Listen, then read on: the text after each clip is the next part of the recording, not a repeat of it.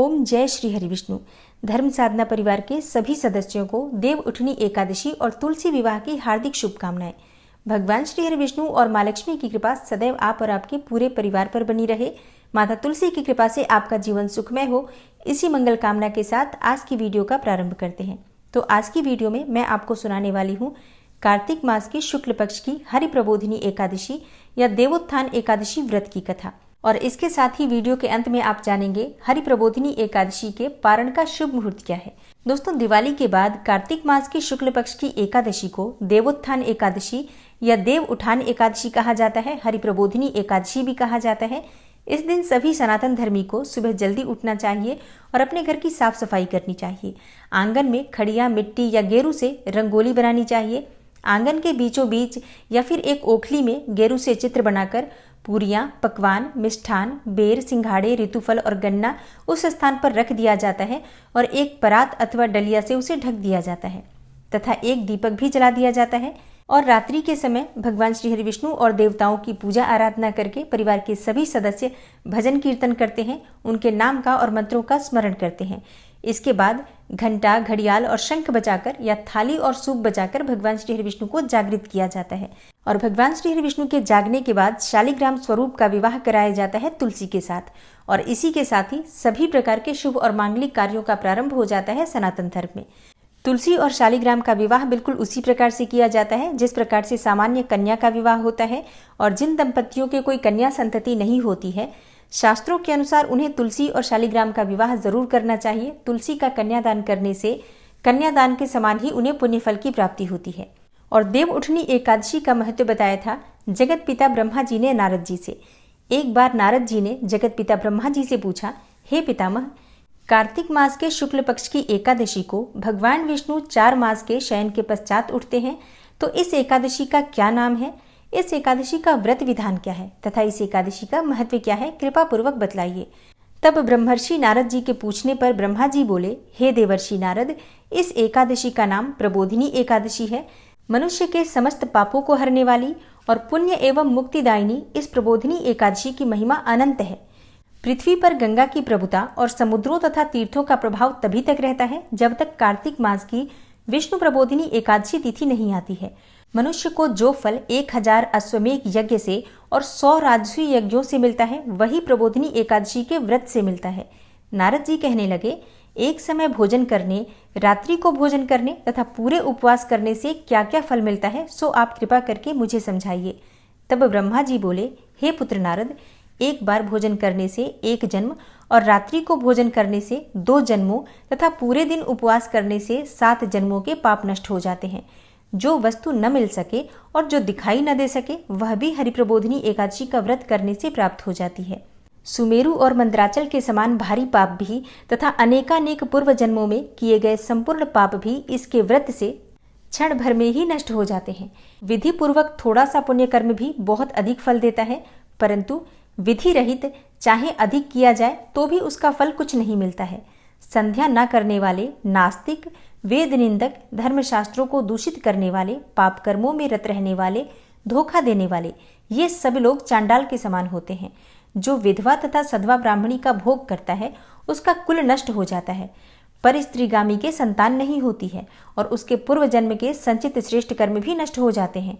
जो गुरु और ब्राह्मणों से अहंकार युक्त बात करता है, वह भी धन और संतान से हीन होता है। भ्रष्टाचार करने वाले, चांडाली से भोग करने वाले, दुष्ट और नीच पुरुष की सेवा या संगति से प्राप्त हुए समस्त पाप भी हरि प्रबोधिनी एकादशी के व्रत से नष्ट हो जाते हैं। हे नारद, जो मनुष्य अपने मन में हरि प्रबोधिनी एकादशी व्रत करने का संकल्प मात्र कर लेते हैं, उनके 100 जन्मों के पाप नष्ट हो जाते हैं। और जो रात्रि में जागरण करते हैं, उनकी आने वाली 10,000 पीढ़ियां भी स्वर्ग में चली जाती हैं। वे नरक के दुखों से छूटकर प्रसन्नता के साथ विष्णुलोक को जाते हैं। ब्रह्म हत्या आदि जैसे पाप भी इस व्रत के प्रभाव से नष्ट हो जाते हैं। जो फल समस्त तीर्थों में स्नान करने से प्राप्त होता है, वही पुण्य फल इस एकादशी की रात्रि को जागरण करने से प्राप्त हो जाता है। हे नारद, उसी मनुष्य का जीवन सफल होता है जिसने इस एकादशी का व्रत किया है। ब्रह्मा जी ने आगे कहा, इस संसार में जितने भी तीर्थ हैं, उन सबके स्नान दान आदि का फल इस व्रत से प्राप्त हो जाता है। इसलिए और सभी कर्मों को त्याग कर भगवान की प्रसन्नता के लिए कार्तिक मास के शुक्ल पक्ष की हरि प्रबोधिनी एकादशी का व्रत सभी को करना ही चाहिए। वही मनुष्य ज्ञानी, तपस्वी तथा जितेंद्रिय है और उसी को भोग तथा मोक्ष प्राप्त होता है जो हरि प्रबोधिनी एकादशी का व्रत करता है। जिसने एक बार भी इसका व्रत किया है वही मोक्ष का अधिकारी हो जाता है।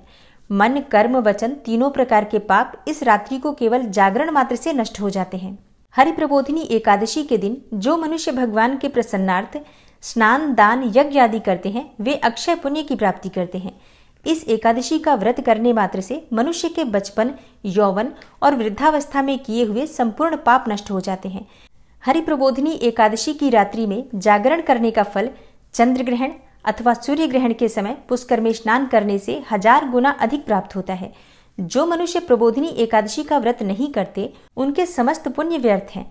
अतः हे नारद, तुमको भी विधि पूर्वक यत्न के साथ इस व्रत को अवश्य ही करना चाहिए। कार्तिक के पूरे मास में धर्मपरायण होकर जो व्यक्ति अन्न नहीं खाते उन्हें चांद्रायण व्रत का फल मिलता है। हे देवर्षि नारद, अब मैं तुमसे एक अत्यंत गूढ़ रहस्य की बात कहता हूँ, तुम ध्यान पूर्वक सुनो। कार्तिक मास में भगवान दान आदि से उतने प्रसन्न नहीं होते जितना श्रद्धा पूर्वक शास्त्रों की कथा सुनने से होते हैं। कार्तिक मास में जो मनुष्य भगवान विष्णु की कथा का एक आधा श्लोक भी पढ़ते, सुनते या सुनाते हैं उनको 100 गायों के दान का फल मिलता है। अतः अन्य सब कर्मों को छोड़कर कार्तिक मास में मेरे सन्मुख बैठकर मेरी कथा अवश्य पढ़नी या सुननी चाहिए। इस मास में शास्त्रों की कथा कहने और सुनने से 10,000 यज्ञों का फल मिलता है और साथ ही समस्त पाप भी नष्ट हो जाते हैं। जो नियम पूर्वक हरिकथा सुनते हैं वे 1000 गोदान का फल पाते हैं। विष्णु के जागने के दिन जो भगवान की कथा सुनते हैं वे 7 द्वीपों समेत पृथ्वी के दान करने का फल पाते हैं। और जो मनुष्य भगवान की कथा सुनने के पश्चात वाचक को अपनी सामर्थ्य के अनुसार दक्षिणा देते हैं उनको सनातन लोक मिलता है। ब्रह्मा जी के ये वचन सुनकर नारद जी ने कहा, हे भगवान, हरि प्रबोधिनी एकादशी के व्रत की विधि तथा महात्म्य विस्तार पूर्वक समझाकर कहिए। ब्रह्मा जी कहने लगे, ब्रह्म मुहूर्त में जब 2 घड़ी रात्रि शेष रहे उठकर शौच आदि से निवृत्त होकर दंत धावन आदि करके नदी, तालाब, कुआं, बावड़ी या घर में जैसा भी संभव हो स्नान आदि करें। फिर भगवान की पूजा करके कथा सुने और व्रत का नियम ग्रहण करें। भगवान से विनय करें, हे प्रभु, आज निराहार रहकर व्रत करूंगा, दूसरे दिन द्वादशी को भोजन करूंगा, अतएव आप मेरी रक्षा कीजिए।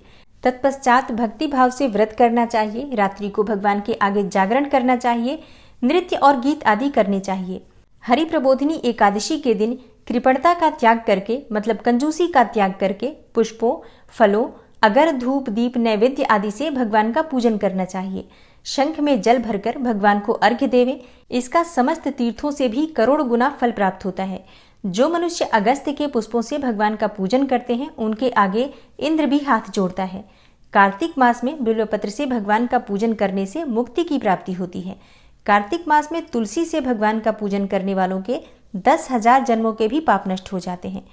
तुलसी का दर्शन, स्पर्श, नमस्कार, स्तुति, रोपण, जल से सिंचन और प्रतिदिन पूजन तथा आरती करने और कथा सुनने वाले करोड़ों युगों तक विष्णु लोक में निवास करते हैं।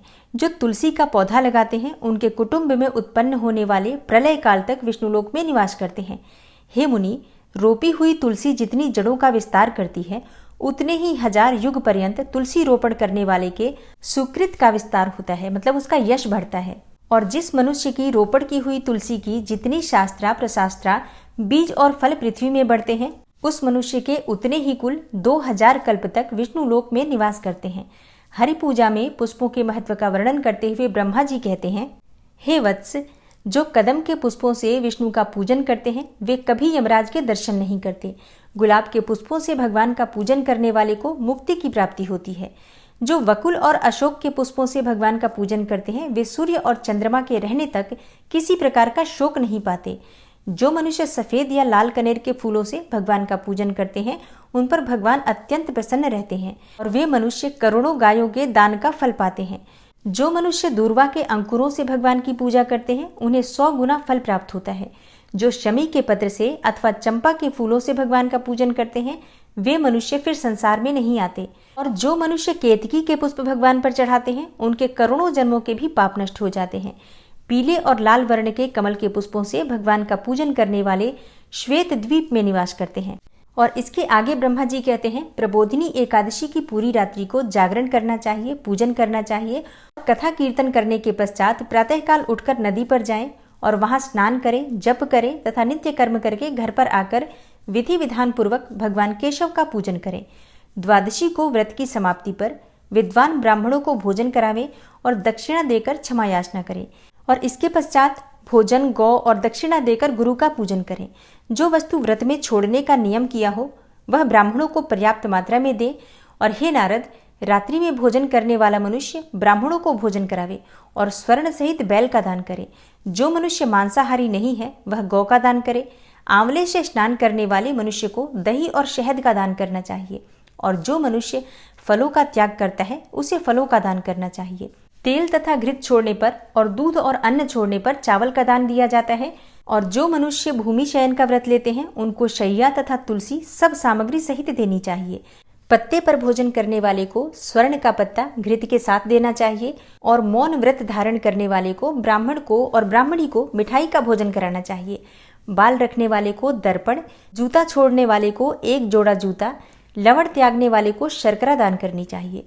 मंदिर में दीपक जलाने वाले को तथा नियम लेने वाले को व्रत की समाप्ति पर ताम्र अथवा स्वर्ण के पात्र में घृत और बत्ती रखकर विष्णु भक्त ब्राह्मण को दान देना चाहिए। एकांत व्रत करने वाले को 8 कलश, वस्त्र और स्वर्ण से अलंकृत करके दान करने चाहिए।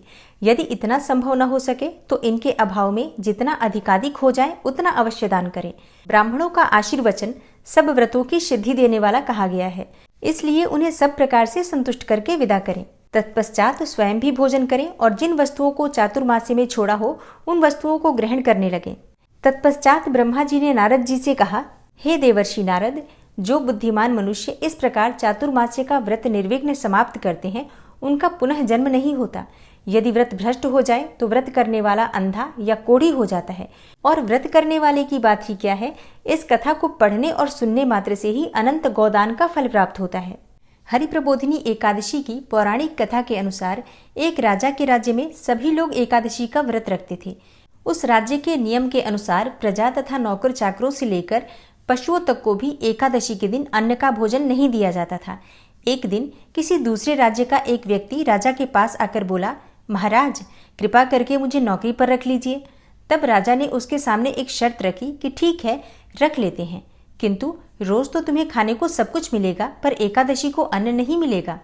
उस व्यक्ति ने उस समय तो मजबूरी में हाँ कर ली, परंतु एकादशी के दिन जब उसे फलाहार का सामान दिया गया तो वह राजा के सामने जाकर गिड़गिड़ाने लगा और राजा से कहने लगा, हे महाराज, इससे तो मेरा पेट नहीं भरेगा, मैं तो भूख से ही मर जाऊंगा।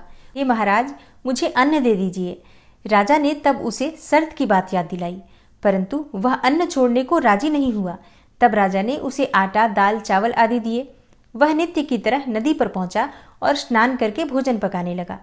और जब भोजन बन गया तो वह भगवान को बुलाने लगा, आओ भगवान, भोजन तैयार है। उसके बुलाने पर पीताम्बर धारण किए भगवान चतुर्भुज रूप में आ पहुंचे तथा प्रेम से उसके साथ भोजन करने लगे। भोजन आदि करके भगवान तो अंतर्ध्यान हो गए तथा वह अपने काम पर चला गया। 15 दिन के बाद अगली एकादशी को वह राजा से कहने लगा कि महाराज, मुझे दुगना सामान दीजिए, पिछली एकादशी पर मैं भूखा ही रह गया था। तब राजा ने आश्चर्य से पूछा, क्यों, तुम्हें अन्न तो दिया गया था, फिर तुम भूखे कैसे रह गए? राजा के पूछने पर उसने बताया कि हमारे साथ हमारे भगवान भी खाते हैं, इसलिए हम दोनों के लिए ये सामान पूरा नहीं होता। यह सुनकर राजा को बड़ा आश्चर्य हुआ और राजा ने आश्चर्य से कहा, मैं नहीं मान सकता कि भगवान तुम्हारे साथ खाते हैं। मैं तो इतना व्रत करता हूँ, पूजा भी करता हूँ, पर भगवान ने मुझे कभी दर्शन भी नहीं दिए। राजा की बात सुनकर वह बोला, महाराज, यदि विश्वास न हो तो मेरे साथ चलकर देख लीजिए।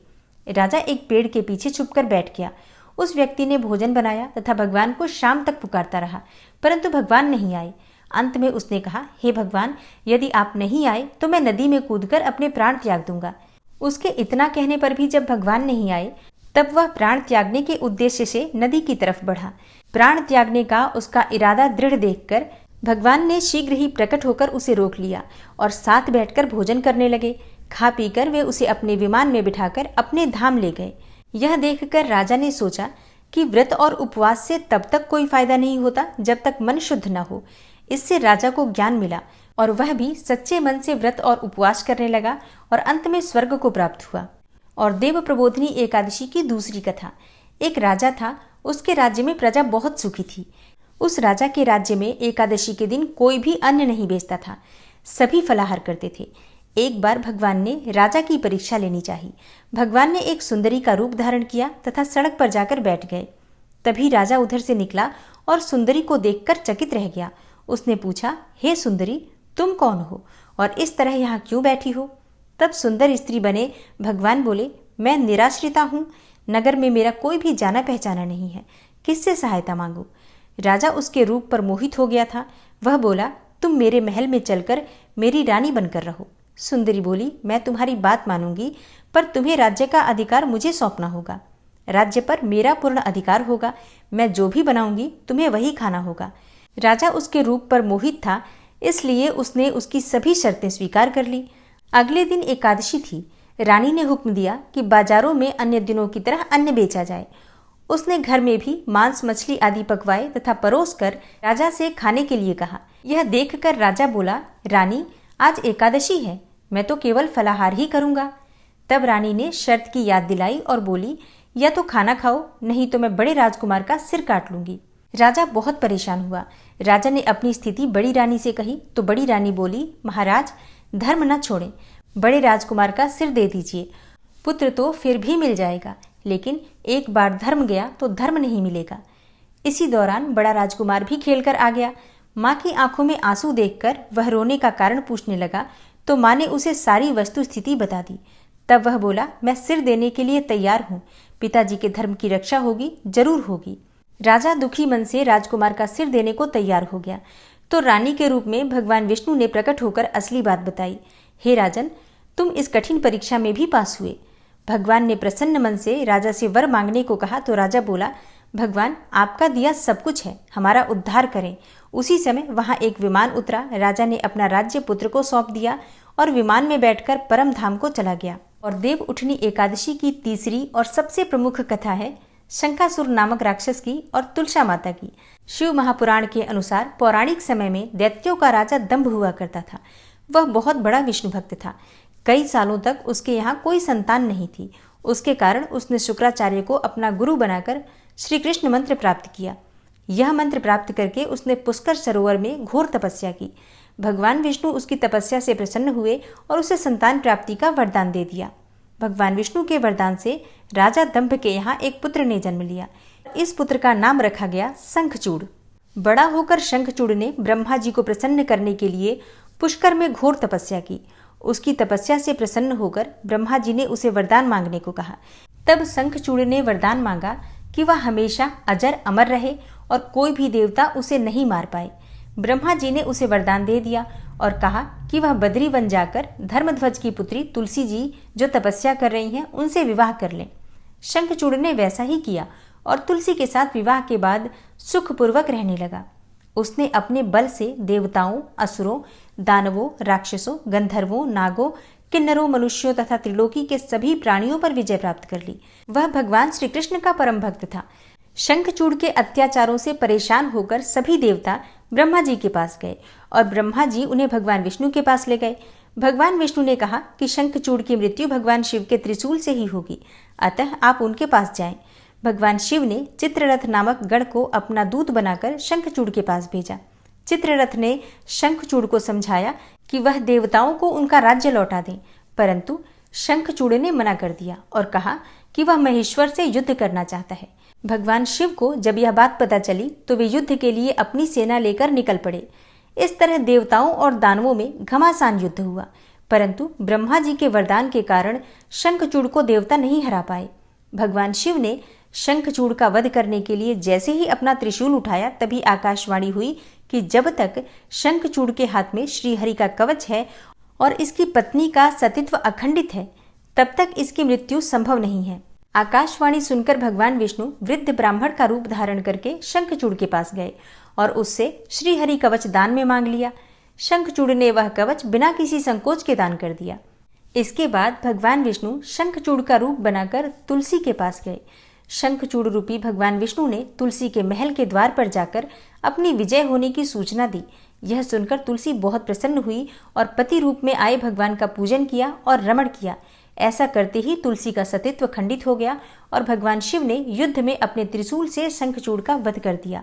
और जब तुलसी को पता चला कि वे उनके पति नहीं हैं बल्कि वे तो भगवान विष्णु हैं, क्रोध में आकर तुलसी ने कहा कि आपने छल पूर्वक मेरा धर्म भ्रष्ट किया है और मेरे पति को मार डाला, अतः मैं आपको श्राप देती हूँ कि आप पाषाण होकर धरती पर रहें। तब भगवान विष्णु ने कहा, देवी, तुम मेरे लिए भारतवर्ष में रहकर बहुत दिनों तक तपस्या कर चुकी हो। तुम्हारा यह शरीर नदी रूप में बदलकर गंडकी नामक नदी के रूप में प्रसिद्ध होगा और तुम पुष्पों में श्रेष्ठ तुलसी का वृक्ष बन जाओगी और सदा मेरे साथ ही रहोगी। और तुम्हारे श्राप को सत्य करने के लिए मैं पाषाण बनकर रहूंगा, अर्थात शालिग्राम बनकर रहूंगा और गंडकी नदी के तट पर ही मेरा वास होगा। और तभी से देव प्रबोधिनी एकादशी के दिन तुलसी और शालिग्राम का विवाह करके मांगलिक कार्यों का प्रारंभ किया जाता है। तो आज की वीडियो में आपने देव उठनी एकादशी की तीनों पौराणिक कथाओं का श्रवण किया। और अब बात करते हैं कि देव उठनी एकादशी की तिथि कब प्रारंभ होगी, कब समाप्त होगी और व्रत हमें कब धारण करना है। देखिए, कार्तिक मास के शुक्ल पक्ष की एकादशी की तिथि प्रारंभ हो रही है 22 नवंबर 2023 को रात्रि में 11:04 पर और एकादशी की तिथि समाप्त हो रही है 23 नवंबर 2023 को रात्रि में 9:02 पर। तो हम व्रत कब धारण करते हैं? जब एकादशी की तिथि सूर्योदय काल में व्याप्त होती है। तो सूर्योदय कालीन एकादशी तिथि हमें प्राप्त हो रही है 23 नवंबर 2023 को, यानी कि गुरुवार के दिन। तो इसी दिन यानी कि 23 नवंबर 2023 गुरुवार को देव उठनी एकादशी का व्रत हम धारण करेंगे और 24 नवंबर 2023 को अपने व्रत का पारण करेंगे। और अब बात करें पारण के शुभ मुहूर्त के बारे में, तो देखिए, एकादशी व्रत का पारण हमेशा द्वादशी तिथि में किया जाता है और द्वादशी तिथि प्रारंभ हो रही है 23 नवंबर 2023 को रात्रि में 9:02 पर और समाप्त होगी 24 नवंबर को शाम को 7:07 पर। तो एकादशी व्रत के पारण का शुभ मुहूर्त आपको प्राप्त हो रहा है 24 नवंबर को शुक्रवार के दिन सुबह 6:51 से सुबह 8:57 तक, मतलब 9 बजे तक आप अपने व्रत का पारण कर लीजिए। और अब जानते हैं कि तुलसी विवाह कब करना है। देखिए, तुलसी और शालिग्राम का विवाह एकादशी के दिन, देव उठनी एकादशी के दिन किया जाता है, ऐसा शास्त्रों में कहा गया है। लेकिन कई स्थानों पर तुलसी विवाह द्वादशी तिथि के दिन भी कराया जाता है और शास्त्रों में भी इस प्रकार का वर्णन आता है कि आप एकादशी से लेकर और पूर्णिमा तक किसी भी दिन तुलसी विवाह संपन्न करवा सकते हैं, कोई ऐसी समस्या नहीं है। तो कई परिवारों की परंपरा भी है कि कई स्थानों पर तुलसी विवाह एकादशी को, तो कई स्थानों पर तुलसी विवाह द्वादशी के दिन करवाया जाता है। आपके यहाँ जिस दिन भी तुलसी विवाह करवाया जाता है, मतलब जो भी आपके परिवार की परंपरा है या जिस भी समुदाय को आप मानते हैं, उस समुदाय के अनुसार आप उसी दिन तुलसी विवाह कर सकते हैं, कोई ऐसी समस्या नहीं है। तुलसी विवाह या फिर देव उठनी एकादशी से जुड़ा अगर आपका कोई भी प्रश्न हो तो आप कमेंट बॉक्स में लिख सकते हैं। जल्दी ही आपके प्रश्नों पर या तो वीडियो बन जाएगी या फिर आपके प्रश्नों का उत्तर कमेंट बॉक्स में भी मिल जाएगा। और उम्मीद करती हूँ कि आप इस चैनल पर अपलोड होने वाली कार्तिक मास की कथाएं भी जरूर सुनते होंगे। लेकिन अगर आप अब तक नहीं सुन पा रहे हैं तो आज से ही सुनना प्रारंभ कीजिए। अगर पिछली कुछ कथाएं छूट गई हैं तो प्लेलिस्ट बन गई है, प्लेलिस्ट से भी आप अपनी सभी कथाएं पूर्ण कर सकते हैं। और आज की वीडियो अगर आपको अच्छी लगी हो तो वीडियो को लाइक कीजिए, ज़्यादा से ज़्यादा शेयर कीजिए और चैनल पर पहली बार आए हैं तो सब्सक्राइब करके बेल आइकन को जरूर प्रेस कर लीजिए अगर आपको आज की वीडियो अच्छी लगी है तो। मिलती हूँ मैं आपसे अगली वीडियो में, तब तक के लिए जय श्री राधे।